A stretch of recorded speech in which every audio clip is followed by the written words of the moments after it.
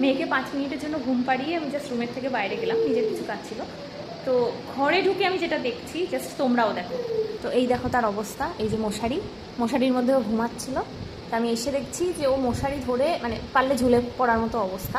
নেহাত মশারিটা ওর দিকে নেমে যাচ্ছে, তাই নয়তো শিক ধরেও ঝুলতো।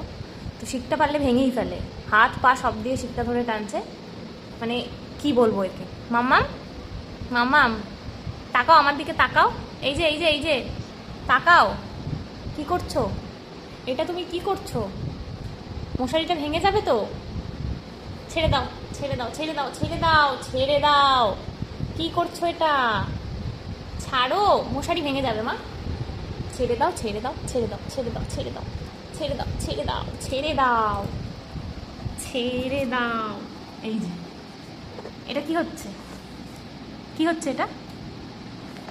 ছাড়ো মা, হাত পা সব কিছু দিয়ে টানছিস, ভেঙে যাবে তো ওটা।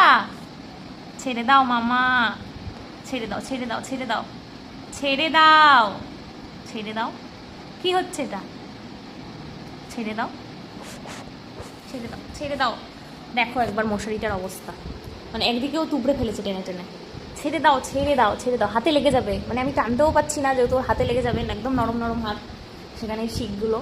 ছেড়ে দাও মা, ছেড়ে দাও, ছেড়ে দাও। ছাড়ো, ছাড়ো, ছাড়ো, ছাড়ো, ছাড়ো। কি হচ্ছে এটা? দুষ্টুমি। মুখে কি পড়েছে এগুলো? মশারির সুতো, মশারির সুতো। হাসছো আবার? তাকাও আমার দিকে। হাসছো তুমি? না না, ফোন ধরে না। হাসছো? হ্যাঁ, খালি দুষ্টুমি। না, ফোন দেওয়া যাবে না।